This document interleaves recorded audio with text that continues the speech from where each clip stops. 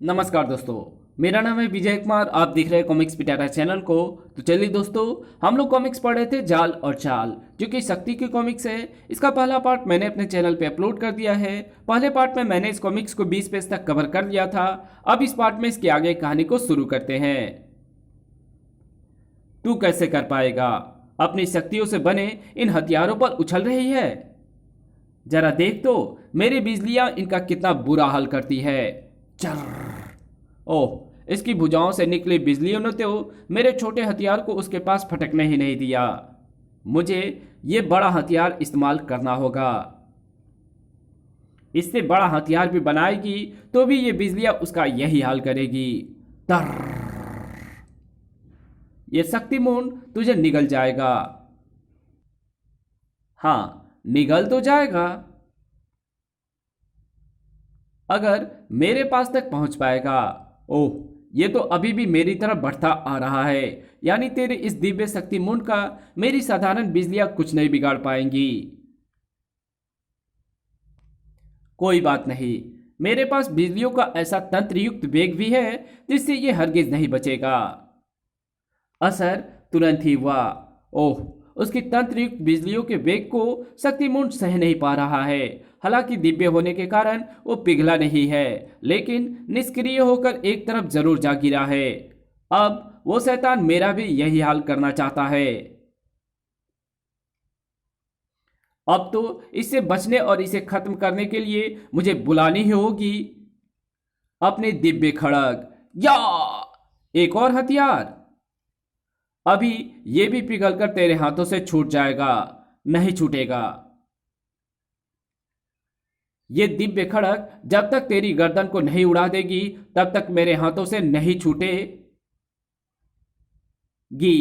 ओह, छूट गई। ठीक ठीक मेरी गर्दन के पास आकर छूट गई। मेरी गर्दन बच गई। अब तेरी गर्दन नहीं बचेगी। उफ। तेरे हाथ से जैसे तेरी खरक छूटी थी, वैसे ही अब तेरी जिंदगी छूटेगी। बिजलियों से भरी इसकी भुजाएं कह ढा रही है और हर क्षण ये मुझे ही अपना निशाना बनाने की फिराक में है। और मेरे पास अब बचते रहने के सिवा और कोई चारा नहीं है, क्योंकि मेरी सभी शक्तियों की कांट इसके पास है। लेकिन इस तरह बचते रहने से होगा क्या? वो अब नहीं तो थोड़ी देर बाद मुझे अपना निशाना बना ही लेगा। एक मिनट, शायद वो मुझे अपना निशाना नहीं बना पाए। मुझे उसकी बिजलियों से निपटने का रास्ता मिल गया है। उसके दोनों हाथों में बिजलियां प्रभावित हो रही है। अगर मैं इसके दोनों हाथों की बिजलियों को एक दूसरे से मिला दूं तो शॉर्ट सर्किट हो जाएगा। यह मजबूत लोहे का टुकड़ा उसके दोनों हाथों को मिलाने का माध्यम बनेगा। ओह, प्रचंड भूज ने तो उसे अपने से कई हाथ पहले ही पिघला डाला। अपनी बिजलियों से ये ऐसे ही अपनी तरफ बढ़ने वाली हर चीज को पिघला देगा। यानी उसे ठिकाने लगाने का जो एकमात्र उपाय है वो कार्यान्वित नहीं हो सकता। हो सकता है, एक तरीके से हो सकता है, और वो तरीका है मेरी दिव्य खड़ग, जो आज पहली बार एक नया आकार धारण करेगी। खींचकर सीधा सा कर दिया शक्ति ने अपने दिव्य खड़ग को।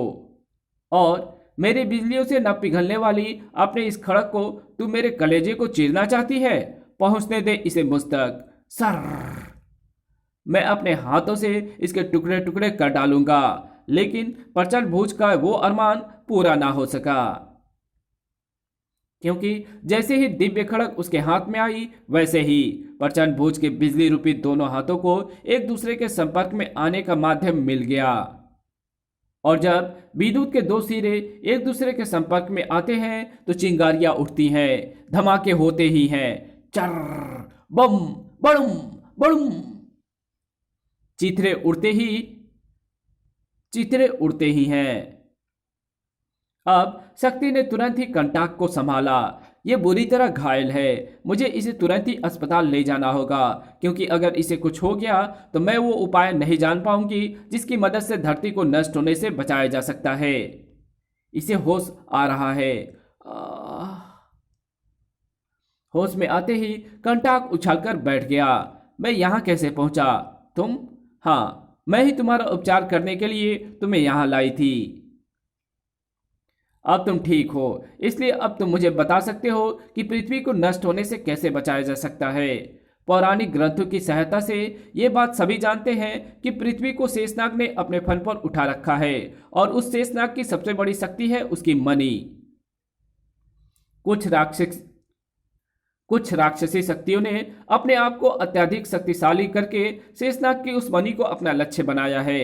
उस मणि को पाकर वे शेषनाग की मृत्यु तो चाहते ही हैं, साथ ही पृथ्वी को नष्ट करने के सभी सपने देख रहे हैं और उन्होंने अपने इस सपने को पूरा करने के प्रयास भी आरंभ कर दिए हैं, जिसके कारण शेषनाग का अस्तित्व डावाडोल हो रहा है। ओह, तभी पृथ्वी पर एकाएक भूकंप और तूफान तूफान आ रहे हैं। ओह, तभी पृथ्वी पर एकाएक भूकंप और तूफान आ रहे हैं। तुम सही समझी, परंतु ये तो मात्र आरंभ है। अगर ये दुष्ट शक्तियां शेषनाग की मणि हासिल करने में सफल हो गई तो प्रलय आ जाएगी।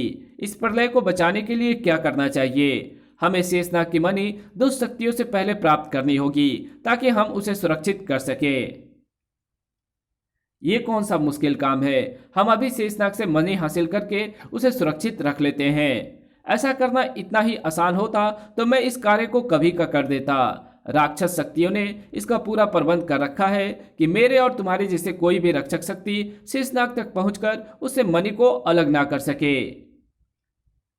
और इसके लिए उन्होंने जगह जगह पर सैकड़ों ऐसी मुश्किलों का अंबार लगा रखा है जो मौत को भी मौत देने में सक्षम है।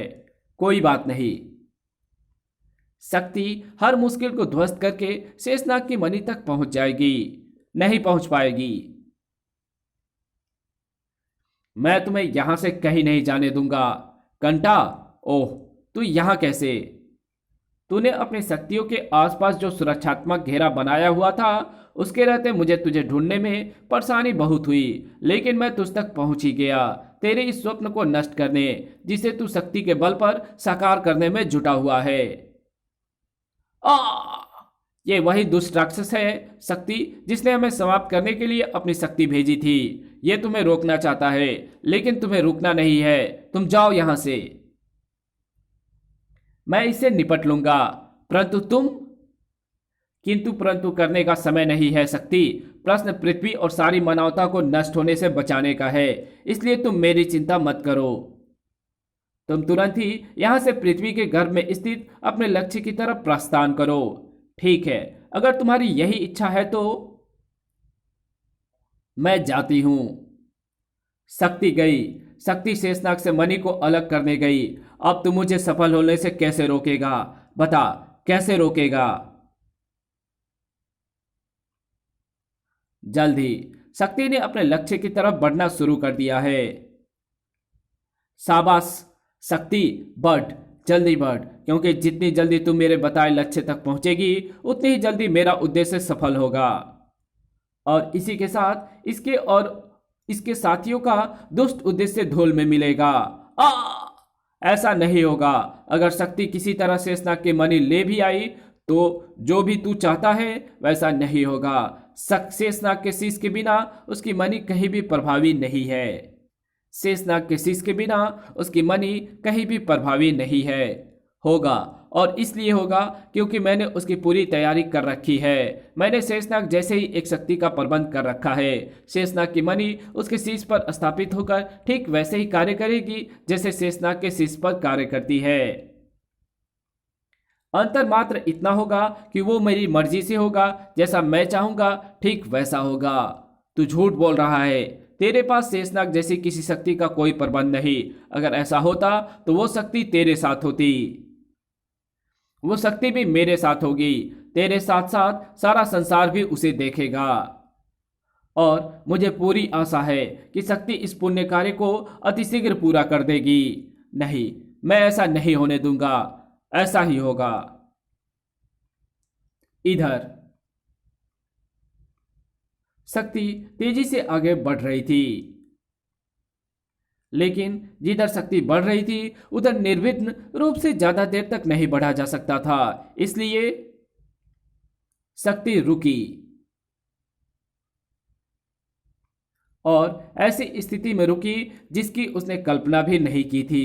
उड़ते उड़ते अचानक ना जाने क्या हुआ, वह परकट्टे पक्षी की भांति नीचे आ गिरी, वो भी इस रहस्यमयी गोले में। खैर, अब मुझे तुरंत ही इससे बाहर निकलना चाहिए। ओह नहीं, ये क्या, मैं तो यहां से बाहर की तरफ कदम भी नहीं बढ़ा पा रही हूं, और ना अपनी पूरी ताकत लगाने के बाद यहां से उड़ पा रही हूं। आ लगा, चाहे जितनी भी ताकत लगा, मेरे बना इस फांस चक्र से बाहर निकलकर कहीं नहीं जा पाएगी। हाँ, तेरे शरीर से वो आत्मा अवश्य यहां से निकलकर बाहर जा सकती है जिसने शेषनाग की मणि को प्राप्त करने का सपना देखा है। ओह, वो अपने हाथ रूपी विचित्र हथियार से मुझ पर प्रहार करके मेरे शरीर से मेरी आत्मा निकालना चाहता है। मुझे इसके हथियार को नष्ट करना होगा। ओह, ये क्या, मेरे हाथ से ना उष्मा छूट रही है और ना हथियार। अपनी शक्तियों का प्रयोग करने का बेकार प्रयत्न कर रही है तू।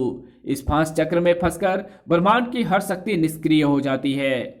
इस कहानी को यहीं खत्म करते हैं। इसके आगे कहानी पढ़ेंगे इसके पार्ट 3 में, तो मिलते हैं इसके तीसरे पार्ट में। तब तक के लिए बाय। अगर आप हमारे इस चैनल पर नए हो तो इस चैनल को सब्सक्राइब कर देना, और मेरे दूसरे चैनल डिवाइन टेक्नोलॉजी को भी सब्सक्राइब जरूर से कर देना, ताकि उस पर जो भी वीडियोज आए उसकी नोटिफिकेशन आपको सबसे पहले मिल सके। तो मिलते हैं आपसे इसके तीसरे पार्ट में, तब तक के लिए बाय।